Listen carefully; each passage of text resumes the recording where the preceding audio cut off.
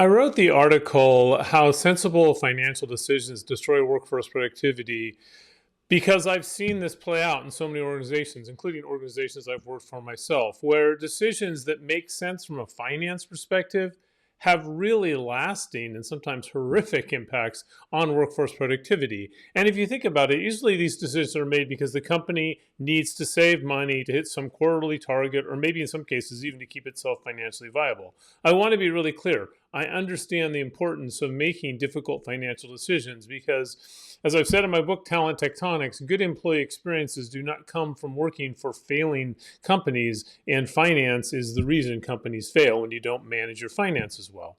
But on the flip side, when you have to improve your financial house, so to speak, workforce productivity is absolutely critical because the way companies make money is through their workforce.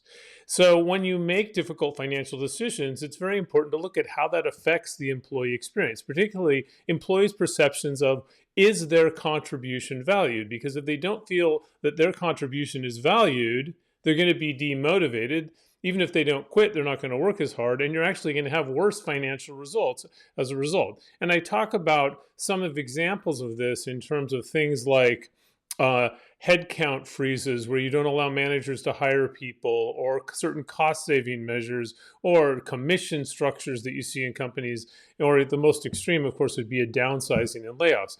But in all of these, I don't think these financial people are cruel or mean. It's just they don't look at the world from the perspective that an HR person does. But they often force HR people to then explain this to employees. And so often HR gets a bad rap to say, HR is preventing us from running an effective company, when in reality, HR isn't making these decisions. They're just being forced to communicate them. Now, often you hear complaints that HR doesn't understand the business.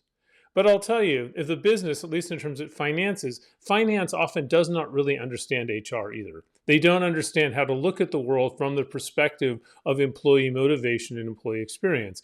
And so I absolutely agree that the world would be better if HR had a better understanding of the financial side of business operations.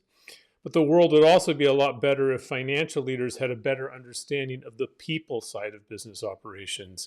And if we can just really, this article is really just sort of a plea to more communication, to get more communication two-way between HR and finance, so that, yeah, we're going to have to make difficult financial decisions, but just doing a little more thought about how we can do this in a way that doesn't destroy employee productivity would make the world better for everyone, the company and the employees in it.